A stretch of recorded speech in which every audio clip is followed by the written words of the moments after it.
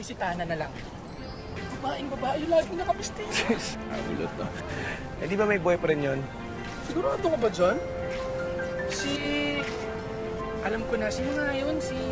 Alam mo, pigilan mo nga ako. Arya, alam mo naman yung drama ko sa buhay, di ba? Sila nanay tatay, saan ako maasa? Oh, isipin mo. Kung magpapakasal ako, paano na sila? Eh di mabuti. Mabuti nga pag nag-asawa ko, di may katulong ka na sa pag-aalaga sa kanila. Nandamay pa ako. Ay naku, alam mo, ito lang gagawin ko.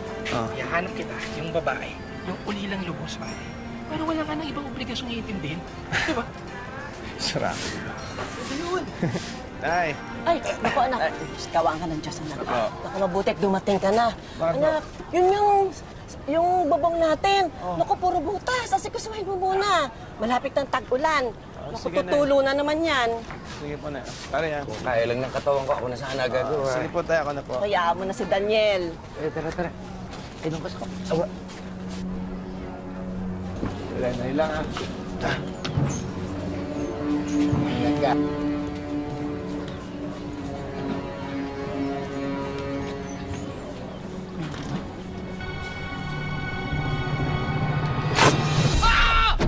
Daniel, pare! Huwag ka muna kumilos, baka napilayan ka!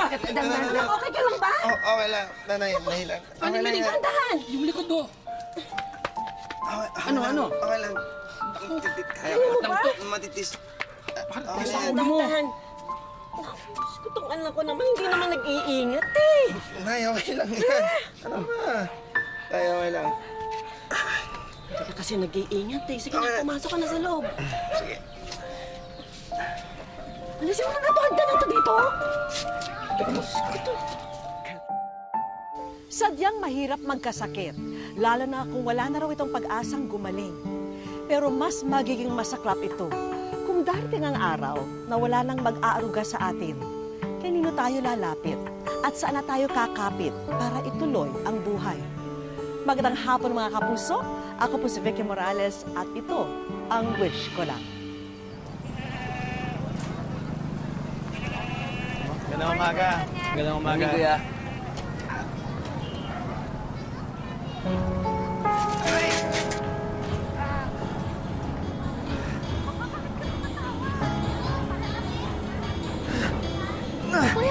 Kuya, okay ka lang?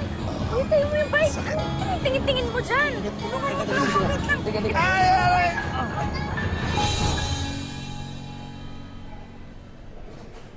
Nasaan doktor? Kaya pa sila nagpupunta yung doktor. Nasaan yung doktor? Wala, lamig lang. Baka may ibang pasyente lang na inaasikaso. So, nanay. May makakain ba sila? Good afternoon po, ma'am, sir. Dok, kailan po ako makaka-uwi? Hinahanap na po ako ng mga magulang ko eh. Hindi po ganun kadali yun. Na-damage po yung spinal cord ninyo. Kuya.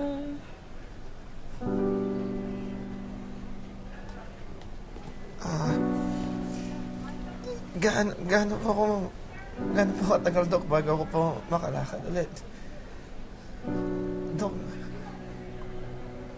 I'm really very sorry, pero hindi ka na makakalakad uli. Binaliwala lang noon ni Daniel ang kanyang aksidenteng pagkahulog. Pero hindi niya alam na matindi pala ang pinsala nito sa kanyang spinal cord. At ito ang dahilan kung bakit naparalisado ang kalahating bahagi ng kanyang katawan. Daniel, ito na yung pagkain mo. Pinagluto kita. Alam ko gusto mo to. kaya na lang po, Nay. Napakagana. Huwag ganyan, anak. Sige na, pilitin mo kumain.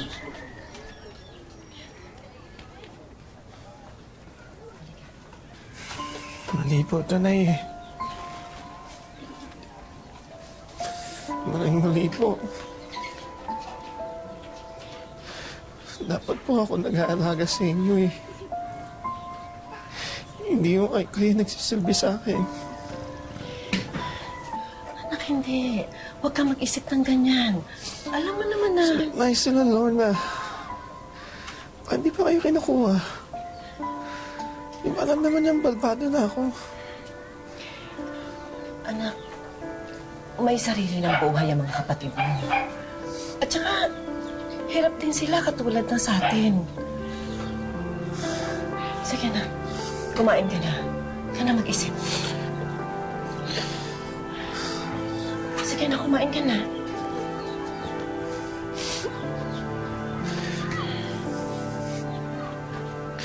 Dapat namatay na lang ako eh.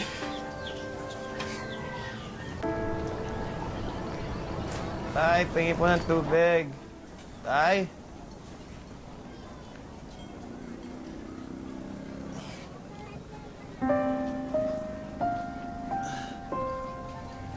Tay!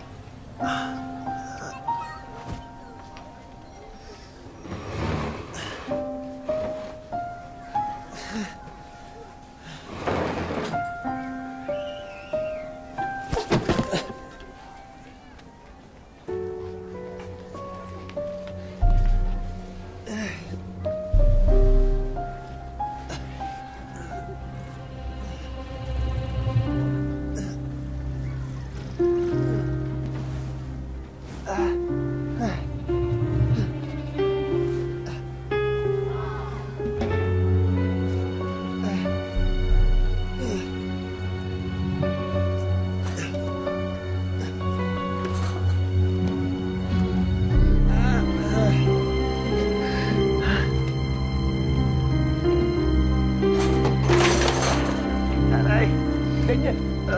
Daniel, ano ba? Diyos ko, anak! Bakit hindi mo na lang kami tinawag kung may kailangan ka? Ayan, kita mo, munti ka na nabagsakan. Eh kung tinamaan ka ng mga yan, mas malaki pang problema. Ayan. Ano ba kailangan mo, Diba, anak? tutulungan na kitang bumalik.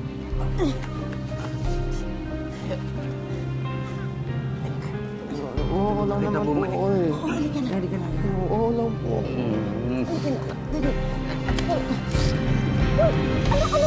Daniel. Bitawan mo yan! Daniel, ano ba? Ano ba, bitawan mo yan!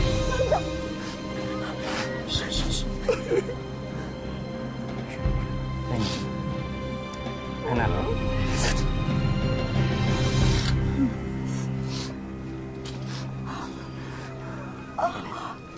Tato! Halika na. Miling. Miling. Miling. Miling, ano ba? Tato! Teka, sandali. Sandali, anak. Sandali. Tulong! Tulong!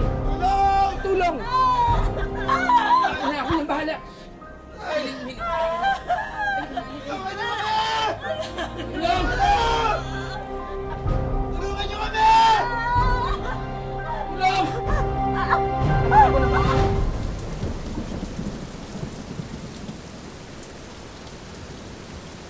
Malubhang sakit sa bituka ang umagaw sa sigla ni Nanay Miling. Wala na raw lunas dito. Sabi ng doktor, 2 buwan na lang daw ang itatagal ko. Pero halos 1 taon na. Nandito pa rin ako.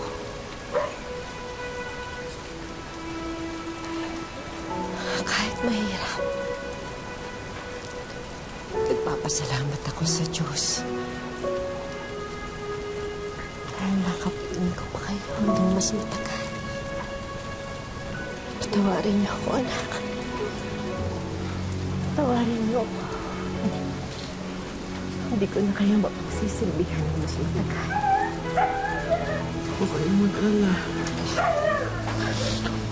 Dapat kayong pagkukulang sa akin. Mahal na mahal ko kayo. Mahal na mahal ko kayong lahat.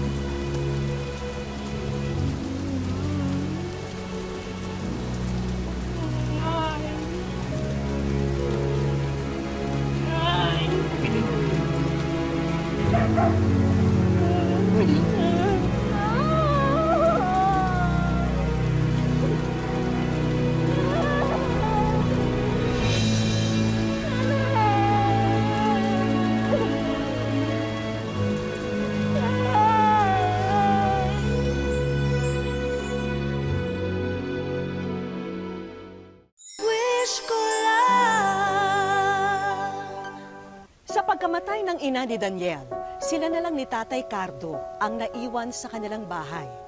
Kaya paano na nila aalagaan ang bawat isa? Sino ang kikilos kapag nagsama ang isang baldado at isang nanghihilang matanda?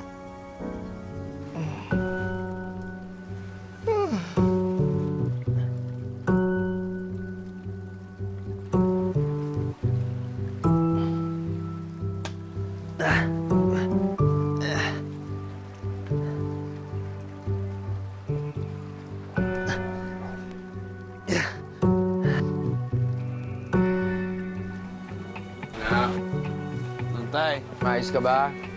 Nailan, tay. May mga bisita ka. Nailan. Sige po, tay. Morning, Kuya Daniel. Oy, magandang umaga. Kumusta? Okay naman po, magandang umaga.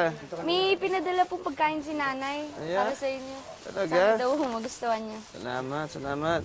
Salamat sa nanay mo, ha. Napakabait talaga nito mga kapitbahay namin, no? Naku, okay lang po yun. Ay, siya nga po pala. Okay na po yung tubig nyo. Ayun. Kamusta po yung ginawa nating lubid-lubid? Okay nga eh. Yun, at least pag nandito ako sa bahay, nakakakilos ako kahit paano. Maraming salamat. Wala po yun. Hayaan nyo po.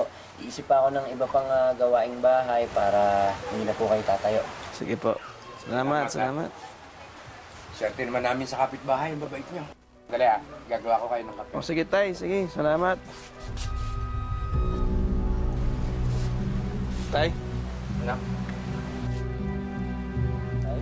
Okay na kayo, tay. Tay. Tay, ano po nangyari sa inyo, Tay? Tay, Upo niyo si kayo? tatay. Tay. Wala akong makita. Tayo po. Dito po.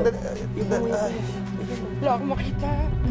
Dahil na rin sa katandaan, lumalaraw ang katarata ni Tatay Cardo. Kaya lumabo ang kanyang paningin na tumuloy na rin sa pagkabulag niya. Pato. Uy. Liz. Hindi na lang nasa taas to. Tay, gising na. Sasayang muna ako. Ayun.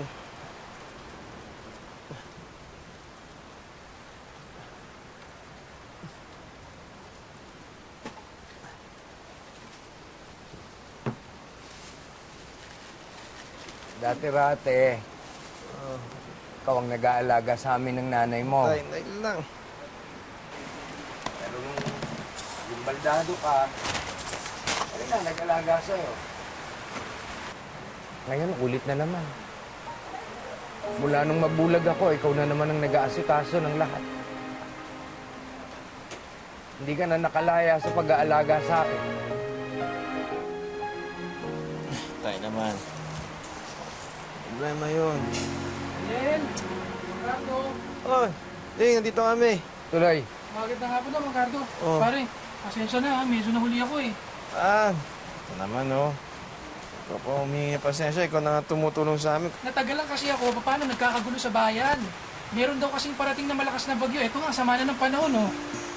Bagyo? Bagyo? Oo, malakas nga daw eh. Ang pangalan daw ng bagyo, Bagyong Ondoy. Ay, hindi nagbibiro si Ding ah. Ang malakas yung ulan. Bagyo.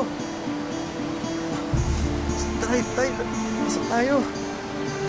Sige na, tay. Kaya ko na. dali. Daniel. Oh, Daniel, yung sahig.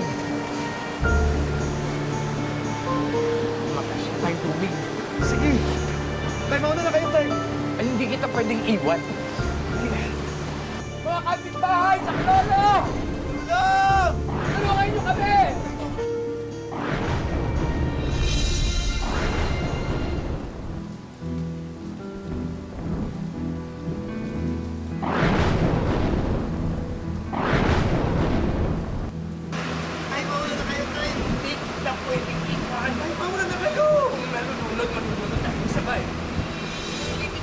Tulong! Tulong! Tulungan niyo kami! Kapitbahay, tulong! Tulong! Tulong! Tulungan niyo kami! Muna na kayo, tay! Tulong! Tulong! Tulong! Tulong! Tulong!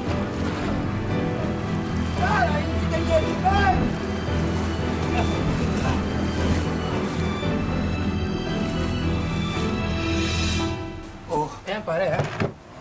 Pinagtulungan na namin ayusin itong bahay niyo. Salamat pare ha. Nakakahiya na nga eh. Hindi ko alam kung paano kayo mabubuhay kung wala kayo. Ano ka ba naman? Makapagsalita ka, parang hindi naman tayo mga magkababata. Salamat talaga. Okay lang po yan. Napakaswerte namin na nagkaroon ng mga kapitbahay na kasimbuti nyo. Makakabawi rin kami ng utang na loob parang araw. Wala po yun. Tulong na po namin sa inyo yan. Paano po? Mauna na po kami? Sige, salamat. Sige po. Pare, ingat.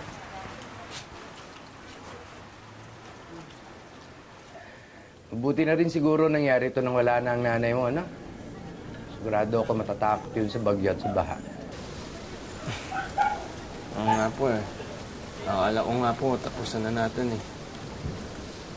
Anak, sinuko mo na ba yung plano mong tapusin ang sarili mong buhay?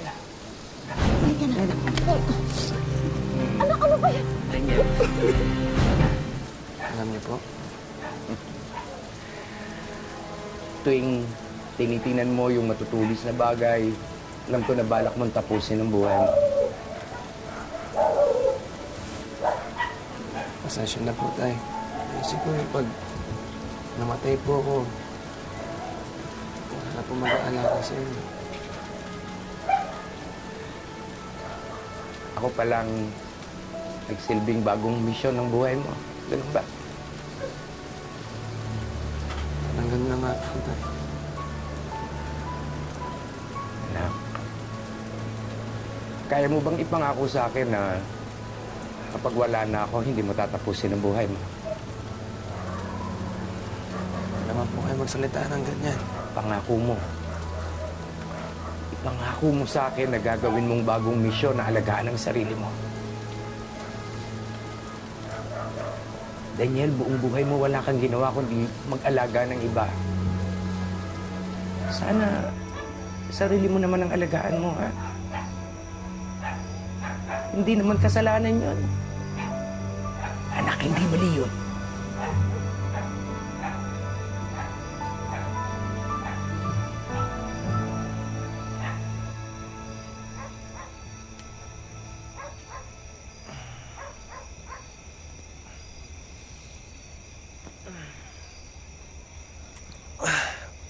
Tay.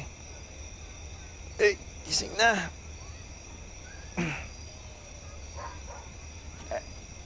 Tay, gising na. Tay. Tay. Tay. Tay.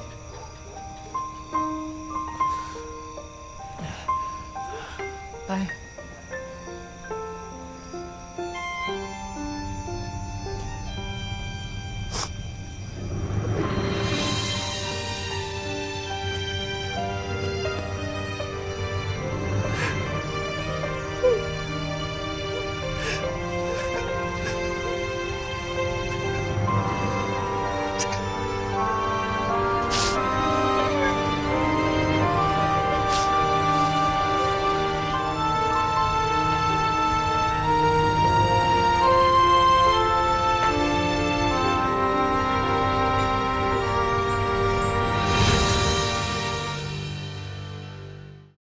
Wish ko lang.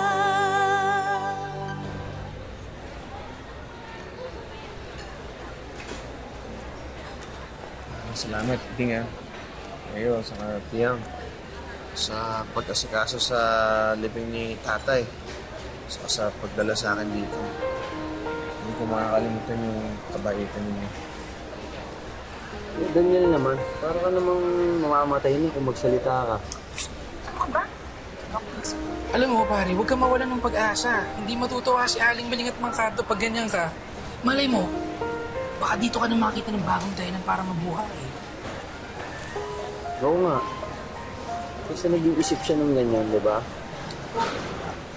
Hi! Kamusta? Ako si Mina. Ako yung mag-aalaga sa'yo habang nandito ka. Okay na po, ako na pong bahala. Sige po. Ingatan na po yan, ah. Wait po yan. Oo. Daniel, okay ka ba dito? Oo, salamat. Ingat ka, ha? Kayo na pong Huwag bahala kayo kay nang Kuya. bahala. breakfast time. Oh, kumain ka na. Gusto mo subuan pa kita, no? Bigay mo na lang sa iba yan. Wala akong ganang kumain. Hindi.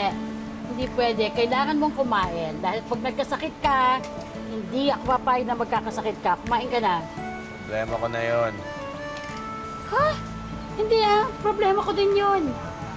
Ano mo, huwag ka magpanggap na may pakialam ka sa buhay ko dahil trabaho mo lang to. Daniel, pangit yon sa konsensya ko. Lahat ng tao dito, may pakialam ako. Baldado man o hindi. Hindi nila babawasan ang sweldo ko dahil wala akong sweldo dito. Hello? Volunteer lang ako dito, no? At lahat ng ginagawa ko dito, libre.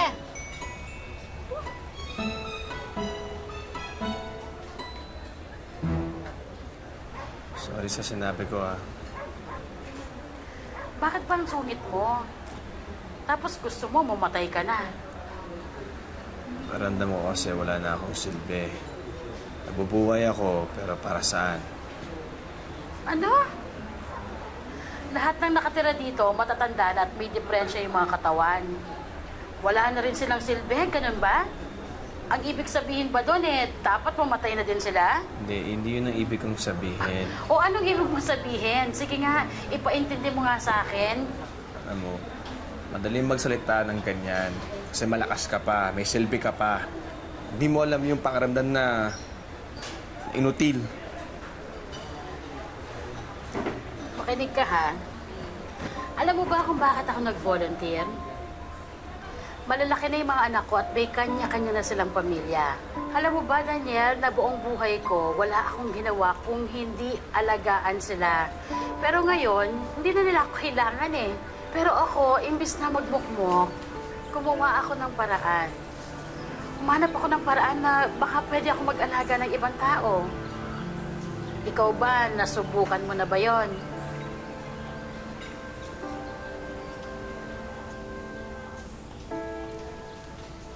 Balita ko gumaganda na daw ang lagay mo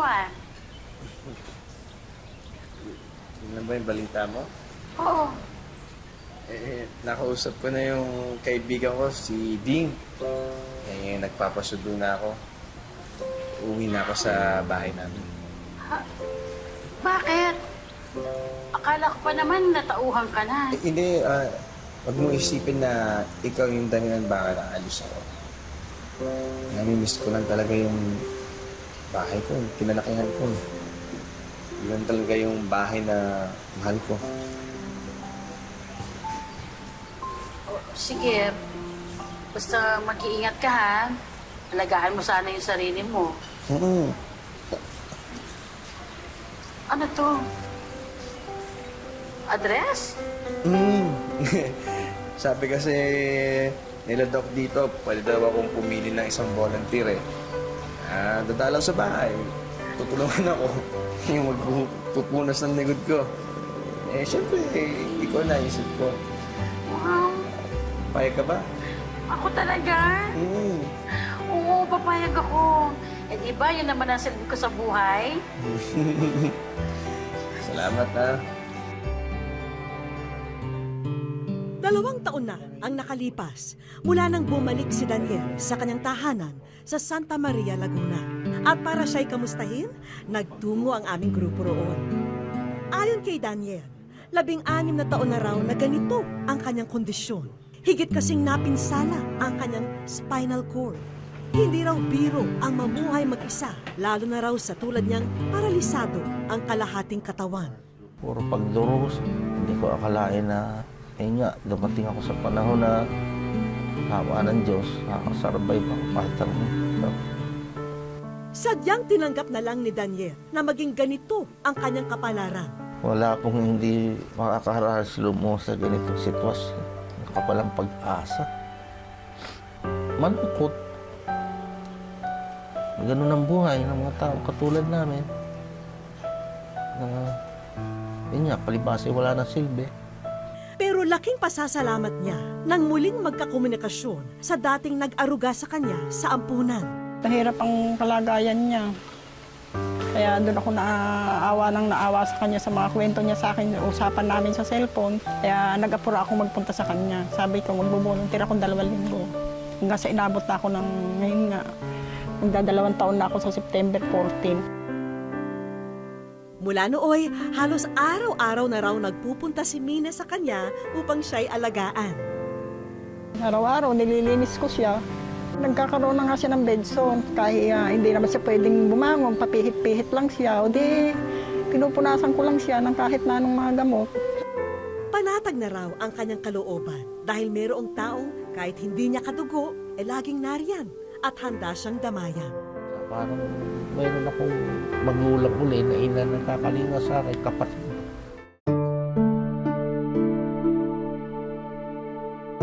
Ang isa pang tao na wala raw sawang tulungan siya, ang matalik na kaibigan na si Brother Ding. Binibigyan naman ako ng pagkakataon ng Panginoon na yun nga, may time na pag malapit yung mission ko dito, nakakapunta ako sa kanya at nadadalaw ko siya. Lahat daw gagawin ni Brother Ding para matulungan si Daniel. Ito rin ang nagtulak sa kanya para idulog sa aming programa ang kwento ng kaibigan. Sana ma-feature ito sa Wish ko lang. Kasi nakikita ko doon, natutulungan eh. Ang dami natutulungan.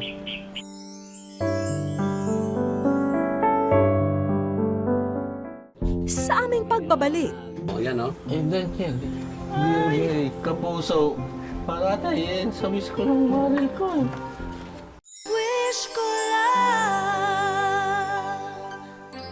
Habang abala si Mina sa pag-aasikaso kay Daniel, natsyempohan namin na paparating si Brother Ding sa kanilang bahay. Daniel! Classmate! Oh, brother Day, halika. Pas pa. Halika, salamat. Salamat. Tinggal akong pagkain. Meron nga pala akong ito. Basahin mo ito ha? May libro raw siyang nais iabot sa kaibigan. Pero secret lang ha, dahil kami talaga ang nagpaabot nito para kay Daniel. Especially for you. Maganda yan. Tingnan mo naman yan. O yan o. Basahin mo. Daniel, pangako. Para sa'yo yan. Ito. Ikaw ay nasa... Ikaw ay nasa... Parang hinihirap mo lang natin sa GMA7. Yan na yung sa wish ko lang. Ano? GMA. Kapuso. Para tayo sa wish ko ng mali ko. Wish ko lang! Yan na nga yung sabi ko nga sa'yo. Yan na nga. Praise the Lord. Thank you, Lord. Hindi ko... Ay, panalangin matagal na. Panginoon, salamat sa Diyos. Kinutsyaba na rin namin ang ilan sa mga kaibigan nyo upang ihatid ang mga sorpresa. Balita namin, wala na raw natira sa mga damit mo mula nang kayo'y maundoy noong 2009. Sobrang kaligayahan. Naramdaman ko sir, sa isang katulad ko na wala na silbi sa buhay at talagang hindi ko po akalain na tugunin ng wish ko lang ang aking mga panalangin. Hindi ka na mamomroblema, Daniel, para sa iyong diaper at medical needs dahil sagot na rin namin yan. Paparelax ng mga balat. At para mas maging komportable ang iyong paghiga, narito ang aming munting handog. Ay, salamat sa Diyos. Pati si ate niya, ano, brother din. Sa totoo na itong mga una na ito, tira-tira ng undoy. Ito na yung pangarap kong tunay. Yung bukas-bukas na hindi Oo. Uy, parang lagay na itlog. Narito rin ang ilang grocery items para sa inyo.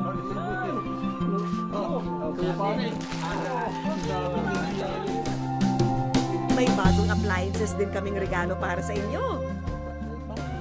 Napuno na ng biyaya ng wish ko lang itong aming maliit na bahay. Salamat sa Diyos. Sobrang nagpapasalamat ako sa wish ko lang na kayo ang ginamit ng Panginoon.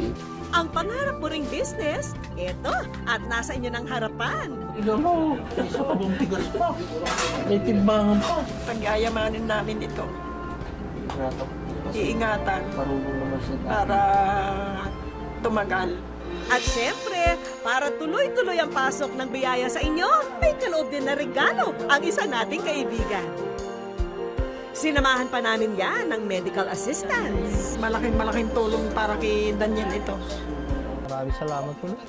Thank you.